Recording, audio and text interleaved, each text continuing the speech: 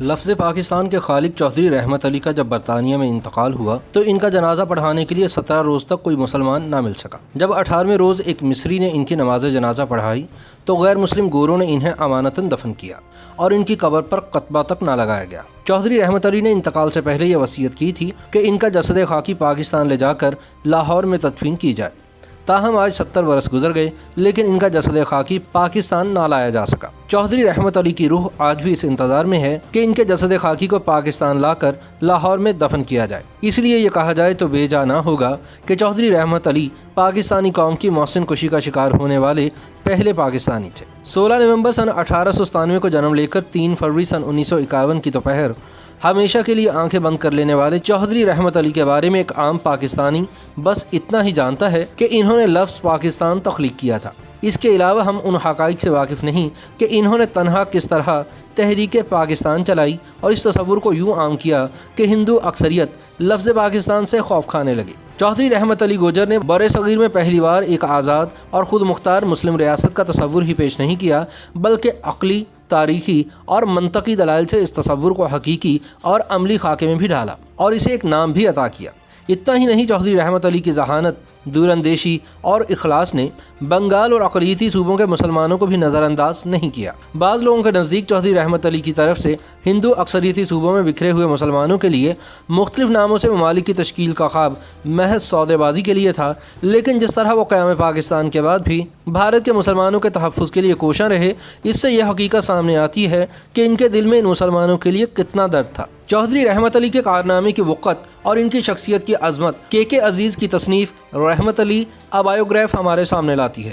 اسے پڑھنے والے پاکستانی کا سر یہ سوچ کر شرم سے جھک جاتا ہے کہ ہم نے اپنے اتنے عظیم محسن کے ساتھ کیا سلوک کیا۔ بطور مورخ خورشید کمال المعروف کے عزیز پاکستان اور ہندوستان کے مسلمانوں کی تاریخ پر ایک اتھارٹی کا درجہ رکھتے ہیں۔ 23 کتابوں کے مصنف کے عزیز نے چوہدری رحمت علی کی زندگی اور ان کے منصوبہ پاکستان کو جس جانفشانی اور محنت سے قلم بند کیا ہے، وہ پاکستان اور نقاش پاکستان چوہدری رحمت علی سے ان کی بے پناہ محبت کا ثبوت ہے۔ ایک مورخ کے لیے کتابیں، تحریریں، خطوط اور ڈائریاں سب سے اہم دستاویزات ہوتی ہیں، لیکن اس کتاب کے مصنف کے سامنے مشکل یہ تھی کہ چوہدری رحمت علی کے روز و شب کا حال سناتی دستاویزات کا حصول جوئے شیر لانے کے مترادف تھا۔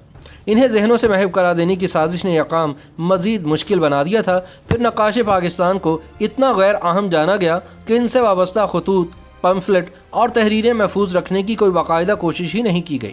ان مشکلات سے نبرد آزما ہونے کے ساتھ مصنف نے تاریخی حوالوں کے ساتھ چوہدری رحمت علی کو ہماری تاریخ میں ان کا اصل مقام دلوانے اور ایسے تمام جعلی، فرضی اور جھوٹ پر مبنی حوالوں اور دعووں کو رد کرنے کے لیے جان توڑ محنت کی ہے، جو چوہدری رحمت علی گوجر کی حیثیت ہٹانے اور ان سے ان کا کارنامہ چھیننے اور ان کی کردار کشی پر مبنی تھے۔ چوہدری رحمت علی قومیت، تہذیب، تاریخ اور مسلمانان بر صغیر کے ثقافتی تنوع کا اپنے دور کے کسی بھی رہنما اور مفکر کے مقابلے میں کہیں زیادہ ادراک رکھتے تھے، چنانچہ ان کی فکر حقائق اور زمین سے جڑی ہوئی ہے۔ وہ ہندوستان کے مسلمانوں کو ایک قوم کی ڈوری میں نہیں باندھتے بلکہ ان کے جغرافیے، ثقافت اور زبان کے اعتبار سے اس خطے کی مسلم اقوام کے طور پر دیکھتے ہیں۔ یہی وجہ ہے کہ انہوں نے بنگال کو اپنے مجوزہ پاکستان سے الگ رکھا اور بنگال اور آسام پر مشتمل بانگستان کے قیام کی تجویز پیش کی تھی۔ یہ حقیقت بھی سامنے آتی ہے کہ وہ مذہب، تاریخ اور تہذیب و ثقافت کی بنیاد پر مسلمانوں کو ہندوؤں سے یکسر الگ قرار دیتے اور ہندوستان کو ایک ملک کی بجائے اقوام پر مشتمل بر اعظم سمجھتے تھے، لیکن ان کی یہ سوچ تعصب پر نہیں بلکہ حقائق اور مسلمانوں سے متعلق اندیشوں پر استوار تھی۔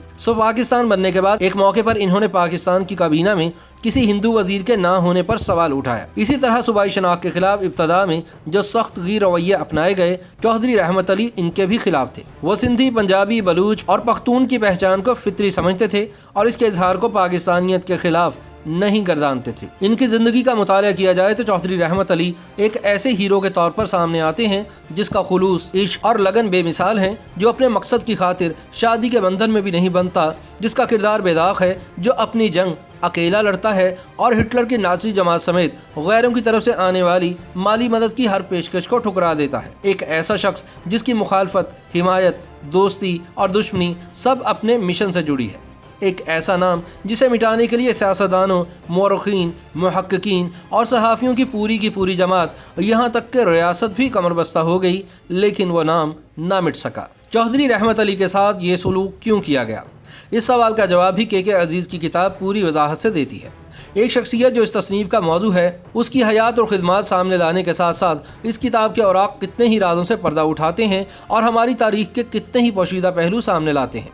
लेकिन बाद में चौधरी रहमत अली के साथ जो हुआ वो मोहसिन कुशी की बदतरीन मिसाल नहीं तो और क्या है। याद रहे कि अप्रैल सन 1948 में रहमत अली पाकिस्तान तशरीफ़ लाए, लेकिन कायदे आज़म मोहम्मद अली जिन्नाह की वफ़ात के बाद मुस्लिम लीग की क़यादत के रवैये से मायूस होकर वापस इंग्लिस्तान लौट गए, जहाँ 29 जनवरी सन 1951 को नमूनिया के मर्ज़ में मुब्तला हो गए और 3 फरवरी सन 1951 के दिन शदीद बीमारी की हालत में कैम्ब्रिज के एक अस्पताल में गरीबुल वतनी, नादारी और बीमारी के आलम में वफ़ात पा गए। चौधरी रहमत अली का जसद खाकी इंग्लिस्तान के शहर कैम्ब्रिज के कब्रिस्तान में आज भी अमानतन दफन है, क्योंकि इनकी ख्वाहिश थी कि इनको लाहौर में दफन किया जाए। इनकी तदफीन के अखराजात इनके कॉलेज ने बर्दाश्त किए, जहाँ चौधरी रहमत अली की एक तहरीर महफूज है जिसमें लिखा है कि अगर इनकी कौम या इनके रिश्तेदार इनकी मैयत इनके वतन वापस ले जाना चाहें तो उनको सहूलत फराहम की जाए। चौधरी रहमत अली की रूह आज भी इस इंतज़ार में है कि इनका जसद खाकी पाकिस्तान वापस लाकर लाहौर में दफन किया जाए। YouTube पर गूगली न्यूज देखने के लिए youtube.com की सर्च बार में गूगली न्यूज टीवी टाइप करें। गूगली न्यूज के पेज पर सुर्ख रंग के सब्सक्रिप्शन वाले बटन पर क्लिक करना ना भूलिए। YouTube पेज पर अपलोड होने वाली वीडियो से बाखबर रहने के लिए बेल आइकन पर क्लिक कीजिए। आपको हर नई वीडियो के बारे में नोटिफिकेशन मौसूल हो जाएगा।